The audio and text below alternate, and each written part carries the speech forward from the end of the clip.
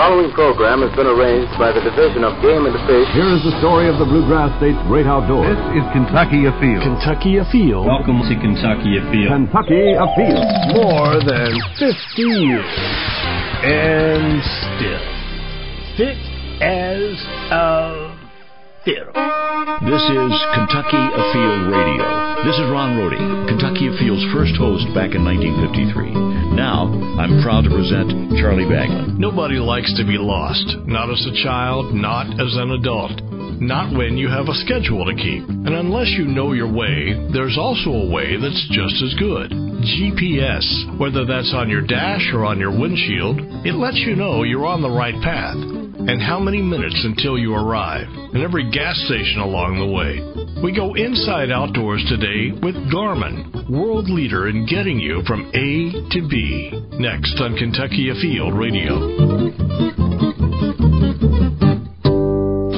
I have never seen anything like this. I can't believe I waited so long. What will you say? My heart was pounding. This is Kentucky. It's deer season, and it's outstanding. 43 Boone and Crockett deer last year.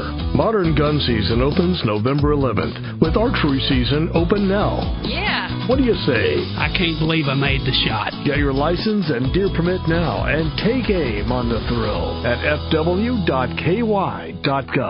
Boys, we're in trouble. A true story. And it sunk right out from under us. Perfect for duck hunting, but not for a swim in the middle of a river. My hands were so cold in a matter of seconds that I couldn't pop the clip on my waders to get them off. There's no time to react when your world just sinks out from under you. 3 hunters, 2 survivors, 1 reason. Your life jacket's got your back. Your Kentucky Department of Fish and Wildlife reminds you your life jacket's got your back, and the backing of sportsmen on winter water everywhere. Welcome to Kentucky Afield Radio. This is Charlie Baglin. There are 2 types of people in this world. The kind of people that will ask for directions and those who won't.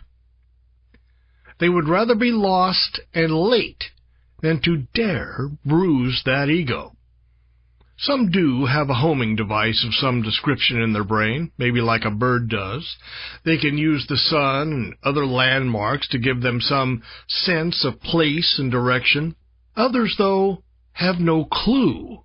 They are utterly disoriented from the word go. No real grasp of geography.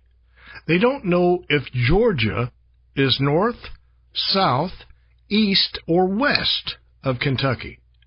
I had this friend in South Carolina, and follow me here. We were in South Carolina, and I was telling her about Kentucky. She said, one day I'll have to visit. I've never been down there. Down there. We were in South Carolina at the time. If you're hesitant to ask for directions, technology has the means to make it simple. We will talk about maps today and GPS systems, and later in the show we'll chat with a man who knows a lot about hunting and fishing and wildlife area access right here in our home state, and the maps that he makes for public use. First up, though, we will talk with Garmin, a world leader in GPS. I will apologize, though, right up front. We are going to sound a bit hollow. We're all gathered around a speakerphone versus having each expert on a microphone by him or herself, so please bear with us.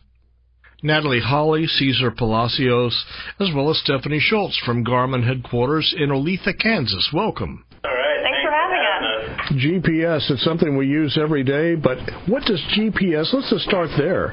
What does it stand for? It means Global Positioning System. It's 2 things. So you have the mapping that we get normally the mapping from Here Maps, and then the GPS is actually the spot, so that comes from triangulation from 3 satellites that are meeting to actually give you that point. But they work separately. There's the mapping side of it, and then we have the GPS side of it as well, so we combine those 2. The service out there from these satellites, is that available to everybody, including your competitors? Yes. The navigation system is made up from at least 24 satellites, and yeah, anyone can use those. Any idea of the history? Well, I know that the satellites were put into orbit, and they were made available for civilian use in the 1980s. I remember watching movies where you would see radar and you would see these blips on the radar screen that said, here comes the plane or here comes the boat. Would that have been a form of GPS? Yeah, I think so. I remember back in the 1990s, I'm going to say probably 1996 or 7, I got as a Christmas gift a handheld GPS unit because I like to hike, and you could use this finding your way in the woods, like full of AA batteries, kind of clunky. Was that like the early days of GPS? Oh, for sure. I think now there's been many advancements. Things are obviously smaller. Things are faster, easier to use, longer battery life. Now our GPS handhelds are touchscreen, which is an awesome feature. What's the difference between the unit you would put on your windshield and what you have on your smartphone? Well, the ones on the windshield, those are our dedicated GPS units for vehicles. The ones in smartphones obviously are coming from Google Maps. But with our dedicated drivers, we basically offer the GPS information, but we're also going into driver awareness features now, forward collision warnings. We're differentiate ourselves from smartphones because of the fact that we're dedicated and we don't have to necessarily depend on a smartphone. Two totally different things. With a smartphone, you can get distracted, and if for some reason you get a call, you'll miss that. Right. And that will disappear away from the smartphone. So having that dedicated driver just gives you that peace of mind in some sort of way. I have both, of course. I have one on my windshield, and it works fabulously. But then the one on my phone seems to work equally well. And I'm wondering if they're driven off that same group of satellites, or if a smartphone is more using cell towers. Do you know? The smartphones are still using what we call the GPS system, through Google Maps. It's still the same functionality, it's just a different way of using it, for example, with a smartphone and then through a dedicated driver. Your smartphone is still using the connection from the cell tower to get the data for the GPS system, but at the same time, you're still using the satellite connection through Google. The phone is getting the same information your car unit would, but it's just going through a cell tower to get it. Right. Okay. Are there areas out about where you really have difficulty picking up the satellite signal? Well, that's one of the advantages of having our GPS systems, because with a phone you might lose that coverage and you won't be able to get your maps, for example, from Google. With our dedicated drivers, you can just, because it's built in, you can easily use it even if you're not. You're always going to be able to find your way wherever you need to go. I've often wondered, how can a group of satellites distinguish me from the guy ahead of me and the guy behind me? Well, I think it's just that it's pinging your unit GPS and not you. So if you leave your GPS back at your campsite, it's going to tell you that you're at your campsite even though you're away. So that's why it's not picking up the guy in front of you or the guy behind you, because it's unit to unit. What else out there do we use GPS for that we may not realize? I mean, you can use it in your fitness devices. When you're tracking your run, like I said, with the GPS handheld, you can go hiking, obviously in your car. And then some people don't know, but the stock market runs on the GPS satellites to have the most accurate time. That's one thing I read about GPS time, that it is accurate with atomic accuracy. Yes, it's pretty crazy. For measuring GPS distance, the government still has 4 meters of how close they can get to it compared to the consumer level. So even though we are pretty precise in our calculations, the government still gets even more precise. I mean, up to centimeters of a foot of where a person can be. That kind of coverage we don't have for our units, but we've come pretty close. 4 meters would be around 15 or so feet. Well, that's close enough for me. I think I can see from there. But does that tell you that you are in your lane or you're maybe outside your lane? From an automotive side, it's close enough where it can let you know. But normally when you're out of lane or you're trying to get through a lane or out of lane, we use what we call we have built-in dash cams that give us that kind of information. And that comes in par with the mapping. So combining those two things together, We can tell, if you're too close, if you move to the left, if you move to the right, and then the camera can sense that information. I love a GPS, and I fell in love with the things back. It was about the time when they had street-level mapping, and that would have the voice on the GPS would actually say, turn left on Elm Street. To me, that was cool. That spoken directions.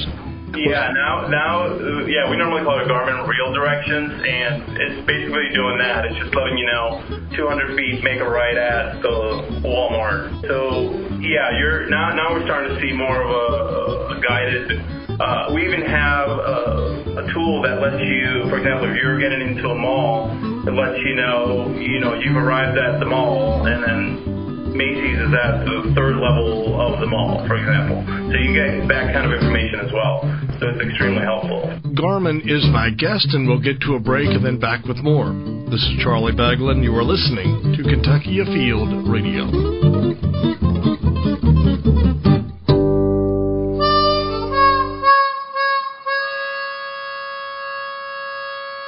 We're back on Kentucky Afield Radio. This is Charlie Baglin. The way I dislike most about getting from someplace to someplace else is having to follow somebody. Invariably, they will speed, or other cars will get in between us, they'll run a yellow light, and then I'm stuck at the red light. Then we're totally separated. Just tell me where you're going, give me an address, and the technology will do the rest. I'll meet you there.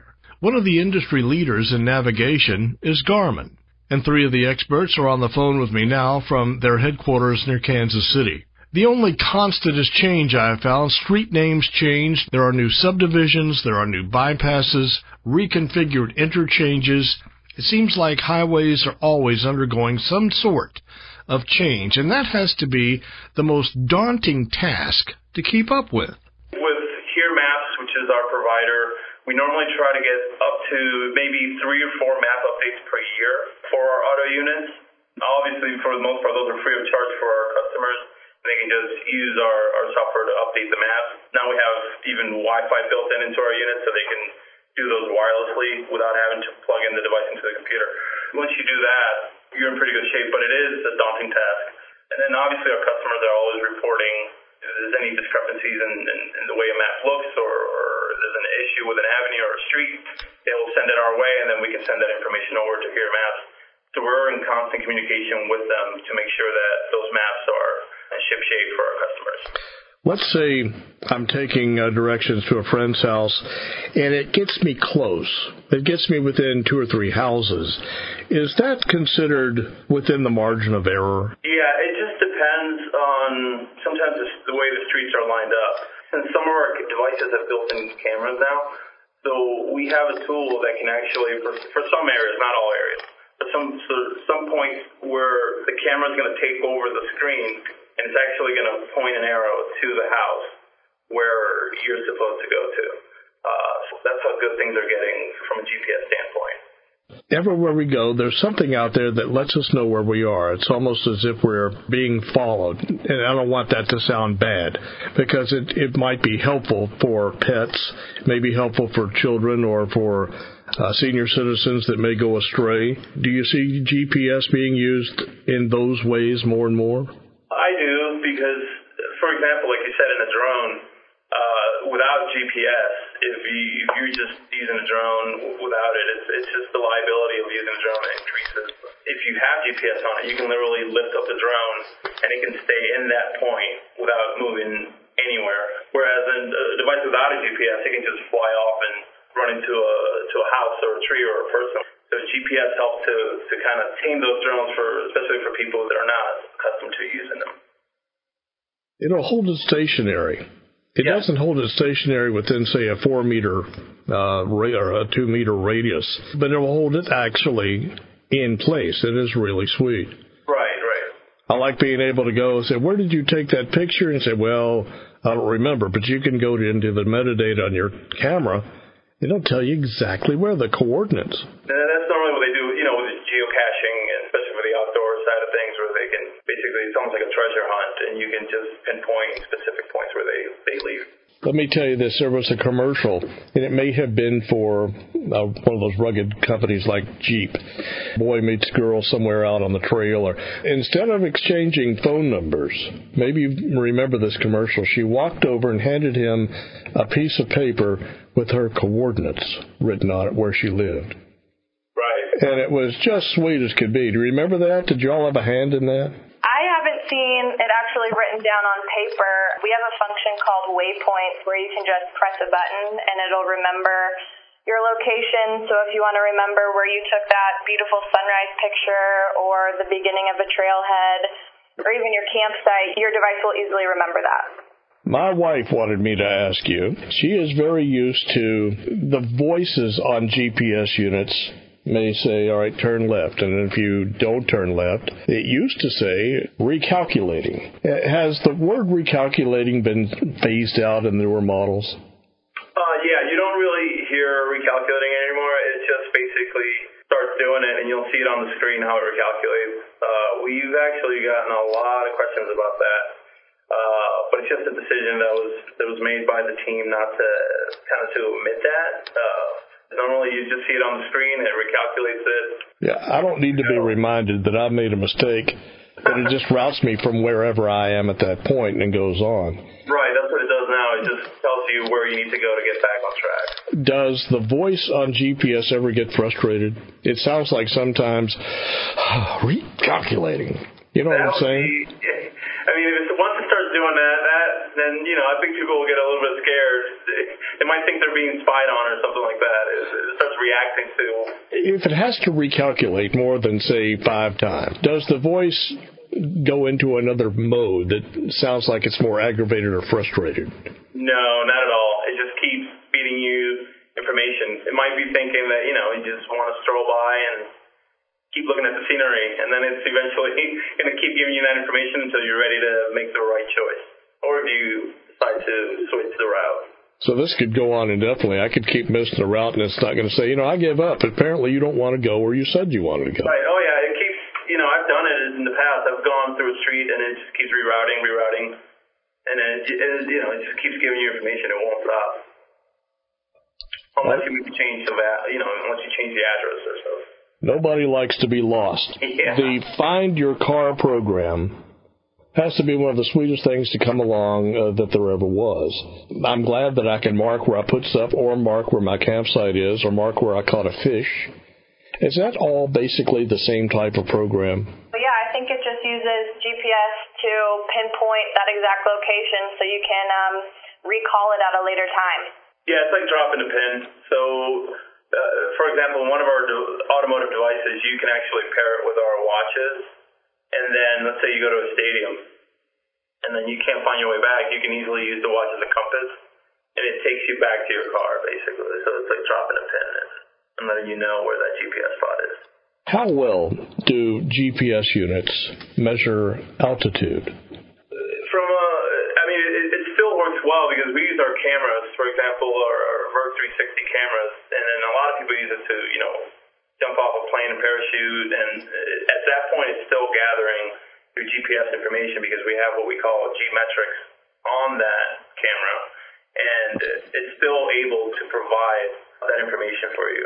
I'm looking at my list of questions, and here's one that popped up at me. Is it possible, is it in the future for a GPS unit, let's just say on the windshield of your car or on your boat, that not just shows you where you are, but could also overlay the weather, radar? Is that an option? I think the answer is yes, it can, but I don't think that's through GPS. I think that requires some additional sensors. It would be two different technologies that you would have to use to get that, but it would be sweet. So when you map things, are you mapping things that we can see? Do you also map, let's say, river bottoms? What about, I'm just going to throw all this out there, what about private areas? I was at Disney World in Florida, and I was trying to get from A to B in Disney World. Now that seems public, but it's actually private property. And someone said, no, you're on the wrong place. GPS doesn't work well on property here.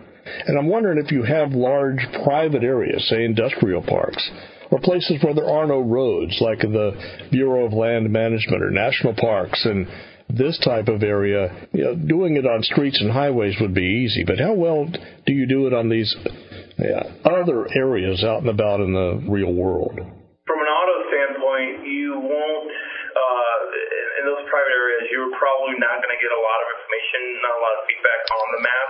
You'll probably just see a straight line or then just green everywhere, basically.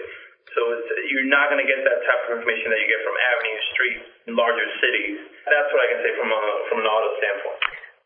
On the outdoor side of things, we have bird's eye satellite maps and hunt view maps. So you can purchase these, and it will provide coverage, boundaries for public and private land types, show things like wildlife refuge and national parks. And what are these called again? How can folks tap into that? Those are called hunt view maps, and you can search by different areas, such as Colorado. Depending on where you're going for either hunting or camping, you can look it up by location. And you can download these to your GPS unit? That's correct, yes. Well, that'd be nice to know. Does GPS work better at a certain speed? Does it work better slow? If you're walking or 1,000 miles an hour? What do you think? Well, I think since it's a faint radio signal, so that's why it's hard to acquire signal when you're indoors. So if you have a clear view of the sky, if you're not surrounded by tree canopies or canyons, that all affects accuracy. And, if you're in a clear area, your GPS is going to pick you up faster. That's true. The instant you pull into a tunnel or a parking garage, you'll hear the little voice, "Lost satellite connection." We're talking with Garmin International from their headquarters near Kansas City. They'll stay with us, though, through the break, and then we'll be back to talk with a Kentucky expert on maps to help you find your way to deer, to elk, and your way to the fish. You're listening to Kentucky Afield Radio.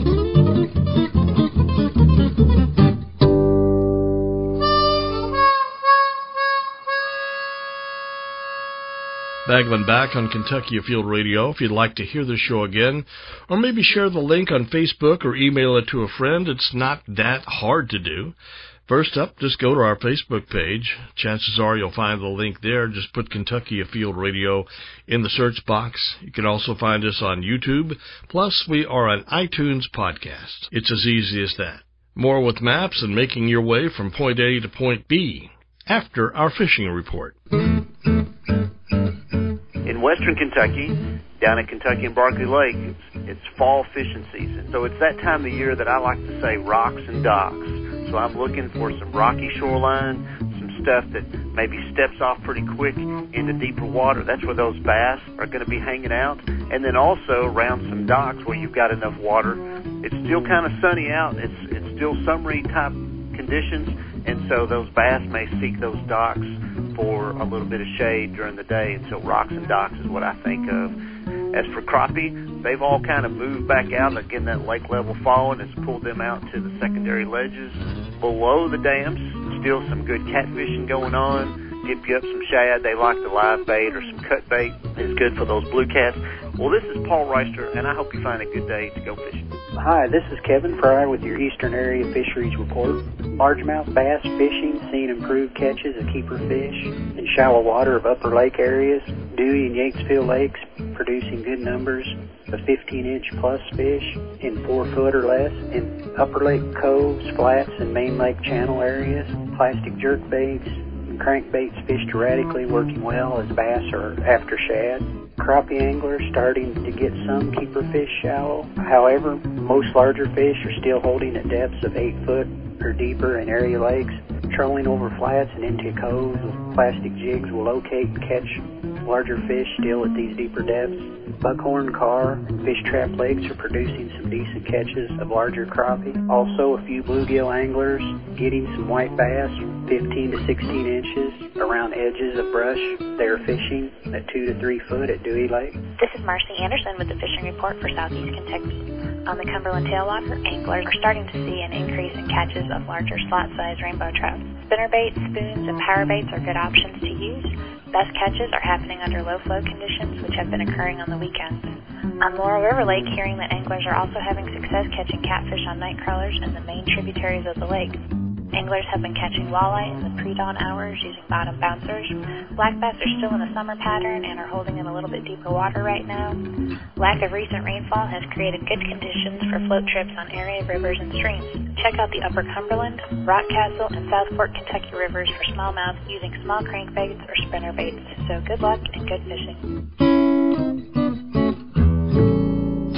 I have never seen anything like this. I can't believe I waited so long. What will you say? My heart was pounding. This is Kentucky. It's deer season, and it's outstanding. 43 Boone and Crockett deer last year. Modern gun season opens November 11th, with archery season open now. Yeah. What do you say? I can't believe I made the shot. Get your license and deer permit now, and take aim on the thrill at fw.ky.gov. I may never score the winning touchdown. And I may never win the 100-meter dash, but I might. But I can score one for the outdoors with a Kentucky Nature's Finest license plate.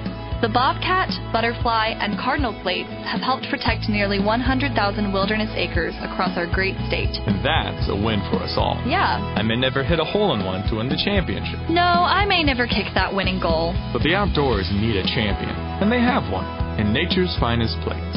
They have one in you. Charlie Baglin, we are back in our second half hour on Kentucky Afield Radio. We're talking about a fun subject today, something we all use, GPS units. Global Positioning Systems. I love the voice-activated feature. You just talk to it. And vacation, sure, I take my iPhone, but to save on data, I take my GPS as well. And then when we get in the rental car, Pam and I are scooting around town just like we grew up there. We were on the phone, speakerphone, unfortunately, if it sounds a little bit hollow. But nonetheless, we're talking with experts from Garmin, Natalie Hawley, Cesar Palacios, and Stephanie Schultz. That acquiring satellites portion of the boot up, sometimes that's quick, sometimes takes a little while. You know, from the auto side, if you're taking your device across from, let's say, from the U.S. to Europe, and, you know, the satellite is still thinking you're in the U.S. So when you're traveling. So that's why anytime somebody travels over to Europe, we always tell them, okay, so once you get there, take the device out, turn it on, and wait a couple of minutes, because if you just start using it as soon as you get to Europe, it's not going to work. It's going to, you know, if you're living in New York, it's still going to think you're in New York. You still have to give it a little bit of time to know and find those satellites in Europe to get going again. So that's why the accuracy, you know, can change a little bit. You have to give it a little bit of time to settle. I guess it's important to point out if somebody's buying a GPS unit, make sure that you're buying it equipped with the maps that where you are and where you're going to travel. I've seen really good deals on some of these, like souvenir stores. I got to looking at them, and it was for, let's say, Central and South America. And if you're from there, that'd be wonderful, and it's a good price. But otherwise, here's a question: which is more reliable? If I'm driving down the road in my truck and I'm going 60 according to my speedometer, is that more accurate than the miles per hour that's displayed on my GPS unit? When we talk to customers, we always tell them to always rely on their speedometer. Because, you know, for some reason or another, if there are any clouds in the sky or any sort of interference, if you live in an area with a lot of buildings, for example, it's going to interrupt that signal. So always depend on your speedometer first and use anything that, you know, from the device as a secondary means to getting the information you need. Okay, let's say all else is equal and I'm driving through beautiful Kansas and there's not a tree or building anywhere. Even then, would the GPS, the satellite miles per hour be more accurate than the speedometer? It's pretty accurate. I've used it, and maybe there's a difference of 1 mile per hour, but it's generally very spot on when it comes to getting the information you need. If there's no interference, if there's no clouds, no trees, no buildings, if you're just driving through the hills, it's pretty accurate, so it's impressive. We've talked a lot about cars, but what is available out there for people who are going to be on boats? And to me, you get on the lake, and if it's a big lake, it all looks alike. There's no landmarks, and you have to look far into the distance. What kind of GPS units are there out there to help us enjoy the outdoors? We have fish finders that you can put on your boat, and not only it'll look below the surface of the water, so you can see kind of where the fish are, and if they're biting, you can save that location to come back to later. It can also point out that there's some tree branches in this area, so you might want to avoid it. So it knows these things. So that's pretty sweet. What's that based on? I mean, because what I'm thinking about is the Waze app that's on your phone, WAZE, and you say, well, we've got a car off to the side of the road. Would that be something that's input by users, say, watch out around this bend on the river because there's a tree down? Or is that something that is from a satellite map, I'll call it? I think it might be a little bit of both. Like Cesar was saying earlier, if a customer notices while driving that a road's closed or it's not correct, they can make a comment and the maps team will update it. I guess I could ask, and you don't have to answer, so I don't want to put anybody down out there. What's the differences between you and Magellan and TomTom and any of your other competitors? Well, I think it comes down to, because obviously we're all pulling from the same system, right? We're all pulling from GPS. We all have the same technology available. I think it all comes down to quality and then basically execution of the product. Those are the main differences, because at the end of the day, we're all playing at the same field when it comes to GPS. We all have the same technology, same tools, and then it just comes down to, well, what can you do better than the other person? How does your screen look? Is it an LCD screen? Is it a touch screen? Do you have a built-in camera in your device? Do you have, forward collision warnings, lane departure warnings? How are you using those tools to have a better impact on customers? Stephanie, let's talk a little bit more about you're head of fitness, right? How are we seeing GPS utilized in fitness these days? I know my wife loves to go out and walk, and she'll count steps, but does it go a few steps beyond that? It does. So on some of our Forerunner running watches, you can actually start and stop GPS that will keep track of a specific run, a specific ride, cycling ride, a specific walk. So these are all features that are being developed as the technology is also being developed at the same time. Will it do heart rate? Will it do respirations? Does it do any of that sort of thing? Or how could it even know? Because I'm thinking back to Fitbit watches and Apple watches and this type of thing. Does Garmin have its hand in those apparatus too? Yes, we do. A lot of our activity trackers, running watches, outdoor watches do calculate heart rate and follow along with your heart rate. That is done through a sensor and not through GPS. I wanted to ask a question. We have a television show here that loves to go out and do programs on fishing, and they wanted to know, is there a GPS unit out there that can not only track, that like you could just ping it, or I say that, tap the screen if you would, say, I caught a fish here, and so you tap the screen, and it will not only mark the location, but it would mark, say, the time of day, the temperature, that sort of thing, all these extra, the day, the month.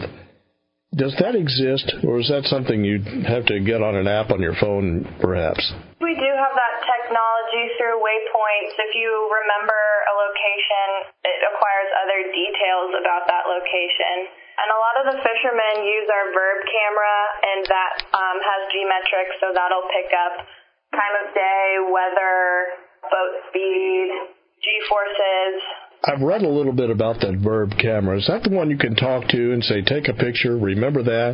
That sort of thing? You can actually talk to it while you're doing the activity. Yeah, that's correct. We have two that can actually do that. We have the Ultra 30, and that handles voice commands. So that just saves you a lot of time when you're trying to, if you're skiing or you're going down a mountain, and you can just talk to the camera instead of having to kind of blindly try to start recording. Because sometimes when you have it attached to your helmet, sometimes you can forget to hit that record button and Yeah. It makes it a lot easier. Yeah, and you're wearing mittens and gloves, and you can't really tell what you're tapping. Tell me, what will it understand? What voice commands can you give it? So you can tell it to start recording, to save a specific moment. Something special happened, you can tell it, okay, Garmin, remember that. You can take a picture with it as well. And stop recording, So you can take pictures, stop recording, start recording, remember information. Here's the best question I was able to write all day about GPS, and that is, where is GPS going in the future? Good question. That's a good question. What emerging technologies are out there without giving away your business plan? What Garmin has continued to do to kind of see how we can bring GPS technology into other markets.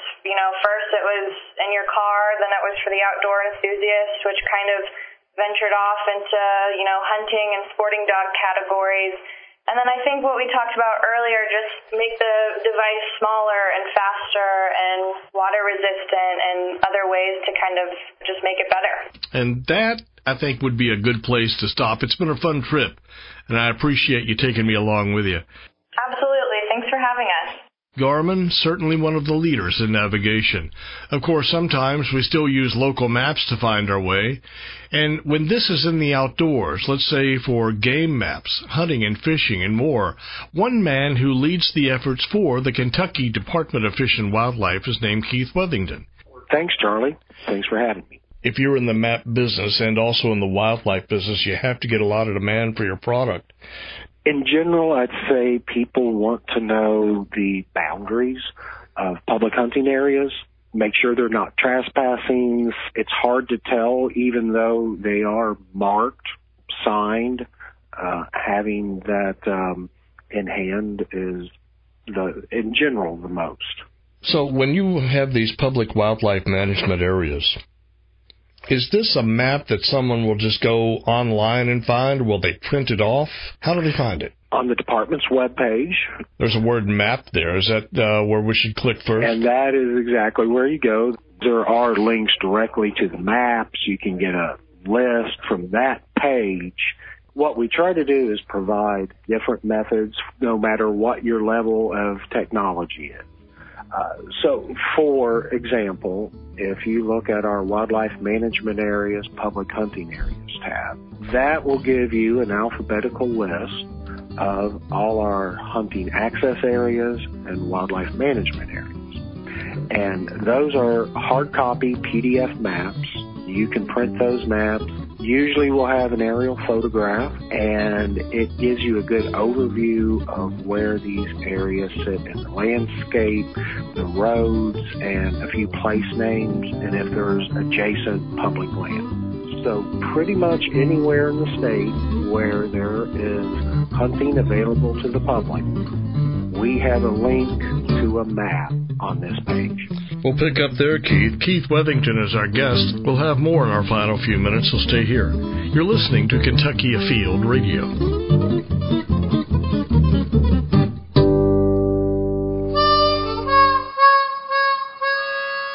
We are back with our final few minutes on Kentucky Afield Radio. Charlie Baglan and Keith Wethington, the man in charge of maps, we might say, for the Kentucky Department of Fish and Wildlife. During the break, Keith and I were talking about an app, and it's particularly for elk hunting, but it helps you really get to know those areas. Is that app free for the public, Keith? Yes, it's free to the public. There is a link under the elk hunt to get the application, and there's basic set of instructions to download that. And so if I went to, let's say, iTunes on my iPhone, what would I put in the search box to find the Kentucky Elk app? Kentucky Fish and Wildlife Elk Hunt. There is a link for mobile apps on department's webpage. Do we have a map out there on the phone or on paper that would help somebody find boat ramps or fishing access points? The department has a searchable web page, Where to Fish. It takes you through, you can, if you already know what you want, where you're looking for, a body of water, you can search in the tab. It's also organized by river basin and lake name that you can browse through. There are links from those to boat ramp information. There's a Google map also through the Fishing in Neighborhoods program. And so we go to the Fish and Wildlife website, just put in the search box, where to fish, and these maps would pop up, this information. Yes. I'm wondering if we come across your maps or Fish and Wildlife maps as we go about our daily business using maps elsewhere. I don't know, like maybe a Rand McNally Road Atlas or our GPS or our smartphone or Google Maps. Do the maps that you do, are they used by some of the other maybe national map makers? Yes, they are. We publish all of our spatial information to the Kentucky Geography Network. That's maintained within Kentucky state government, and several state agencies besides Fish and Wildlife, Transportation Cabinet, the Geological Service publish all of our data to this clearinghouse, and the public can go get that for basically any purpose they want. And I think several of the GPS manufacturers, Delorme, Atlas and Maps, several of them, periodically go through these clearinghouses, get the data, and make their products for the public from that. And we're glad they do, because that is just another way to put the information out. There's one map out there that Fish and Wildlife at least makes available, but I don't know if that's through you or the Division of Fisheries. It's the Fish Attractor map. You can go to the different lakes around the state and know where they've sunk old Christmas trees for fish habitat and great places to fish. Do you have a hand in that? Yes, that's our Fisheries Division, and they keep track, monitor where they do that yearly, where they drop the attractors, and yes, they publish that through a Google Map interface, and you can go and get coordinates for your GPS unit, or you can connect to the Google Maps through your smart device as well. In the old days, when we had a map, it was a fold-out thing, and you could never get it folded back the way it was supposed to, like when you picked up a map of, say, what we used to call gasoline stations. And today, though, I don't really see paper maps as used as much. How do you think we interface with maps and cartography today versus 50 years ago? Times have changed a lot from the old days when the sort of the ultimate product you could produce was this paper map for people to use. And in many ways, those were a work of art, cartography, as much as just sort of a data product. The issue we always had with paper maps was scale, especially for very large areas, something like Peabody Wildlife Management Area that's 50,000 acres and spread over 2 counties. On paper map, you can show the entire area and the road network that connects it, but if someone wants to zoom to a particular unit and look in detail what the habitat's there, you would have to create so many paper maps that then, you've got a whole book for this wildlife management area. And I think that's the big breakthrough with the digital technology. You put that information out there with the boundary of the area, and through either Google or the company ESRI, the aerial photographs are available to just overlay, and the user can zoom to whatever detail they want. Especially folks my age, and I think your age too, Charlie, we grew up with paper. And it's hard to completely get rid of. My personal use, I still like the paper map that gives me the overview of the area I'm going to. Certainly. And I can have it sitting on the car seat, or I pull over in the parking lot, orient myself, and I know roughly where I'm at. And then if I want to look at a field that's a half mile away, then I could zoom in on a smartphone and do that. So I keep the paper map, but try to use the two together. Sometimes, digital devices do fail. Well, you're right, and they do. I think, still keeping basic safety issues in mind. If you're going out in the middle of nowhere by yourself, I think still having a basic paper map and a compass is a good idea. Don't rely entirely on that digital device, because things can go wrong, and don't get caught somewhere you're not familiar with and your phone die. Keith, that's excellent advice. Before we let you run, you had mentioned the Kentucky Geographic Network and, of course, the Fish and Wildlife website. Can you give us both those web addresses? The department's homepage is fw.ky.gov, and for the Division of Geographic Information, kygeonet.ky.gov, Kentucky GeoNet, and they provide a whole series of interactive maps as well. Kentucky government maps, story maps.